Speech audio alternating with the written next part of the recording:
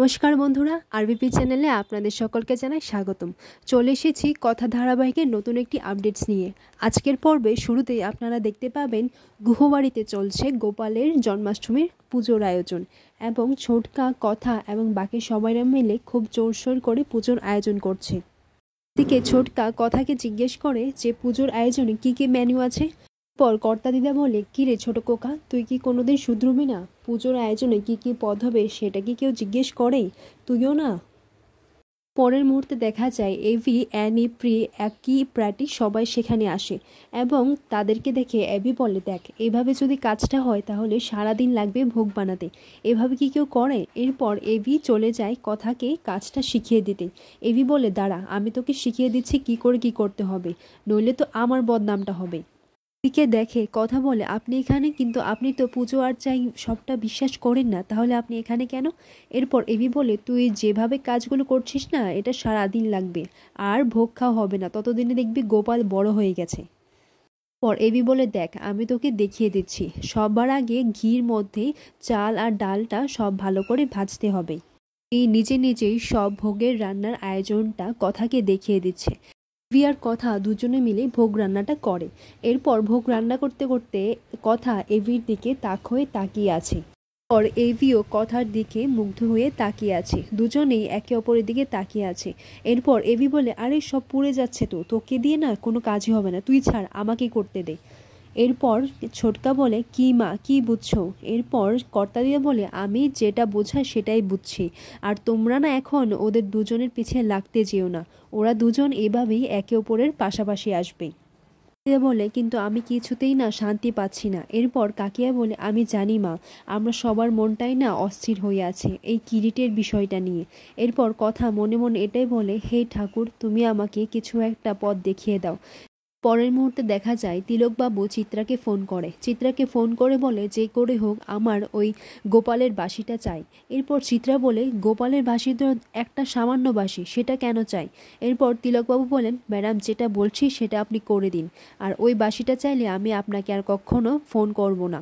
এরপর চিত্রা মনে মনে এটাই ভাবতে লাগে, গোপালের বাঁশিতে এমন কি আছে যার জন্য তিলকের এই বাঁশিটা চাই। পরের মুহূর্তে দেখা যায় তিলক এটাই ভাবে যে সে একবার কিরিটের পাথরগুলো খুলে রেখেছিল, তো সেই দিন নকল পাথরগুলো বসানোর সুযোগ পেল না, কারণ কেউ একটা আসছিল, আর সেটা আওয়াজ পেয়ে তিলক গোপালের বাঁশিতে সে পাথর দুটোকে লুকিয়ে রেখেছিল। এরপর গোপালকে বলে, আজকে এই পাথরগুলো তোমার কাছেই থাকুক, কালকে সুযোগ বুঝে আমি পাথরগুলো বদলে এই পাথরগুলো নিয়ে যাব। পরের দিন এসে তিলক সেই পাথরগুলো বদলে দিয়েছিল ঠিকই, কিন্তু বাঁশি থেকে সে পাথরগুলো নিতে পারল না, আর এই কারণেই তিলক এই বাঁশিটা চাইছে। তখন তিলক মনে মনে এটাই বলে, যদি এই পাথরগুলো আমি পেয়ে যাই তাহলে এখন বাজারে এই পাথরগুলোর দাম কোটি টাকা, আর সারা জীবন আমাকে আর চিন্তা করতে হবে না, আমার সারা জীবন চলে যাবে। এরপর দেখা যায় সবাই মিলে গোপালকে ভোগ নিবেদন করে। চিত্রা গোপালের কাছে যায় এবং গোপালের আসনের কাছে গিয়ে বলে, এই বাঁশিতে এমন কি আছে যার জন্য তিলকবাবু এটা চাইছেন? এটা তো দেখে মনে হচ্ছে সাধারণ একটা বাঁশি, তাহলে এই বাঁশিটার জন্য এত কিছু কেন? এদিকে চিত্রা বলে, এদেরকে তো আমি এখান থেকে সরাতেও পারছি না, যতক্ষণ না সরাবো ততক্ষণ আমি কি করে বাঁশিটা চুরি করব? এরপর চিত্রা বলে, আচ্ছা আমাদের তো প্রত্যেক বছরই গোপালের জন্য কিছু না কিছু নতুন একটা নিবেদন করতে হয়। এরপর কথা বলে, তাহলে আমি তালের পোয়া বানাবো। পরে দেখা যায় কথা এসে চিত্রাকে বলে, মেজমা তোমার কি কিছু লাগবে? পর কথা চিত্রাকে বলে, আচ্ছা মেজমা তুমি কীর্তনের দলদের সেবা যত্নটা একটু দেখে নিও কেমন। এর পরের মুহূর্তে দেখা যায় বাড়িতে আচার্য মশাই আর বাকি কীর্তনের দলেরাও চলে আসে। এরপরই দেখা যায় যে তিলককে দেখা যায়, আর সেটা চিত্রা চিনে নেয়। চিত্রা তো ঘাবড়ে যায় যে এই লোকটার তো অতি সাহস। এইদিকে কথা এটাই ভাবতে লাগে যে মুকুটের পাথরের রহস্যগুলো আমি কি করে খুঁজে বার করব। পরের মুহূর্তে দেখা যায় চিত্রা মনে মনে এটাই ভাবতে লাগে যে এই কথা তো দেখছি আমার উপরই নজর রাখছে, এই মেয়েকে নিয়ে না আর পারছি না। এরপর চিত্রা বলে, না আমাকে কিছু একটা করতেই হবে। এইদিকে তিলক বলছেন যে বাঁশিটা চুরি করতে হবে, আর এইদিকে কথা আমার উপর নজর রাখছে, আমি তো বিপদে ফেসে গেছি, কি করব ঠাকুর? পর দেখা যায় কর্তা দাদুকে আচার্যমশাই বলছেন, আমি কি বলবো শশীবাবু, আমি তো নিরুপায়, আমি কি করে যে আপনাকে মুখটা দেখাবো। তো কথা মা যদি এই বিষয়টা না লক্ষ্য করতো তাহলে তো আমরা কেউ জানতেই পারতাম না। এরপর কর্তা দাদু বলে, না না, এতে আপনার কোনো দোষ নেই, আমরাই আমাদের মা আনন্দের কিরিটটা রক্ষা করতে পারিনি, এটা আমাদেরই কপালের দোষ। এরপর কথা বলে, আচ্ছা কর্তা দাদু, আপনার যদি অনুমতি থাকে তাহলে আমি কিছু প্রশ্ন করতে চাই। এরপর কর্তা দাদু বলে, হ্যাঁ করো।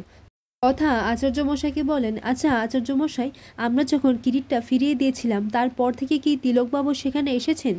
আচার্য মশাই বলেন, না, তিলক তোমাদের ভয়ে যে পালিয়েছে তারপর থেকে তো আর আশ্রমে আসেননি। এরপর কথা বলে, তাহলে মাঝখানে কি কেউ কিরিটের দর্শনটা করতে চেয়েছিল? এরপর আচার্য মশাই বলেন, না, তাও তো ঠিক না, তোমরা যে গেলে না সেটাই লাস্ট দর্শন হয়েছিল। এরপর কথা মনে মনে এটাই ভাবতে লাগে, তার মানে কিরিটের মুকুটের পাথরগুলো আগে থেকেই সরানো ছিল আর আমরা সেটা কেউ বুঝতে পারিনি। এদিকে দেখা যায় চিত্রা তিলকবাবুকে বলে, আপনার সাহস কি করে হয়, আপনাকে বললাম না এখানে না আসতে।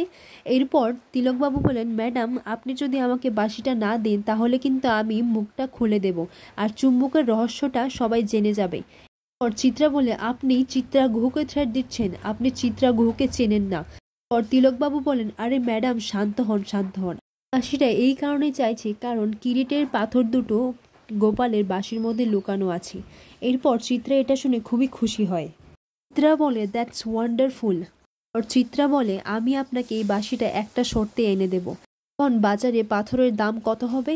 এরপর তিলকবাবু বলেন, কোটি টাকা ম্যাডাম, কোটি টাকা। এরপর চিত্রা বলে, এর মধ্যে আমার অর্ধেক চাই, যদি আপনি আমাকে হাফ অ্যামাউন্টটা দেন তাহলে কিন্তু আমি আপনাকে বাঁশিটা দিয়ে দেব। আর হ্যাঁ, আপনি চিত্রা গুহর সাথে কোনো চালাকি করতে আসবেন না।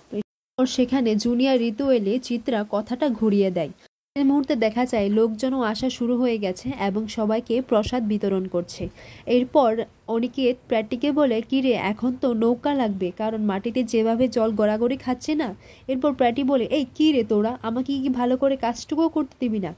ছোটবেলা থেকে দিদান্ত এটাই বলে এসেছে যে যখনই কাউকে কিছু দিতে হয় তাহলে হাতটা উজাড় করে দিতে হয়। দেখা যায় জুনি অনিকেতকে ইগনোর করে এবং সেটা দেখে অনিকেত মনে মনে এটাই ভাবতে লাগে যে সেই দিনের পর থেকে মানুষটা আমার সাথে আর কথা বলছে না, আমি কি সেই দিন কিছু ভুল বলে ফেললাম? দেখা যায় কথা যখন সবাইকে খিচুড়িটা দিতে যাবে তখন এভি বলে, কি রে তুই উপর থেকে ঘি দিয়েছিস? কথা বলে, না, ফোড়নের সময় দিলাম তো। এরপর এভি বলে, আরে ওপর দিয়ে একটু দিতে হয়, না হলে গন্ধটা আসে না। এরপর কথা বলে, এটা কি ফুল যে গন্ধ মমো করতে হবে? এভি বলে, না হলে আমার নাকটা কাটা যাবে, সর আমি নিয়ে আসছি। কথা বলে, না না পাচক মশাই, ঘি তো শেষ হয়ে গেছে। এবি বলছে, অমনি শেষ হয়ে গেল, সর আমি নিয়ে আনছি। আর এভাবেই আজকের পর্বটি শেষ হয়।